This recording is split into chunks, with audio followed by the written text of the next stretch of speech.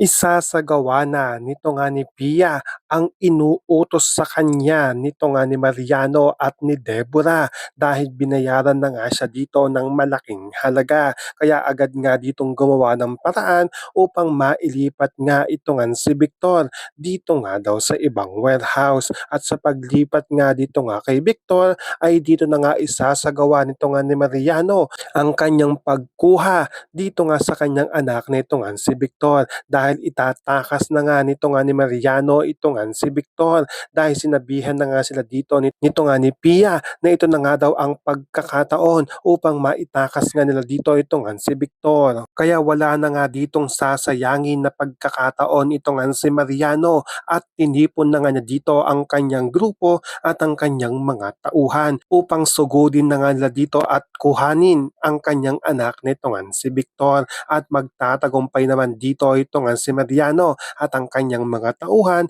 na makuha nga niya dito ito ang kanyang anak nito nga si Victor. Pero hahabulin pa rin sila dito ng mga pulis dahil hindi nga sila dito titigilan hanggang hindi nga nababawi ito nga si Victor. Kaya gagawin nga nito nga ni Victor at ni Mariano ang lahat ng kanilang makakaya upang maitakas nga ito. At bago nga tuluyang makatakas ito nga si Victor at si Mariano ay makikipaglaban at makikipagbarilan nga sila dito nga sa mga pulis. Kaya matinding laban nga dito ang magaganap at matinding barilan ang magaganap sa habulan dito nga sa mga pulis kay Victor at kay Mariano. At sa isang banda ay naghahanda na nga rin dito ito nga si Ricardo at ang kanyang mga tauhan dahil nag-aalala na nga sila dito nga kay Samantha dahil hindi na nga nila dito makontak o malaman kung nasan nga ito nga si Samantha. Kaya maniningil na nga dito ito nga si Ricardo at susugurin na nga niya dito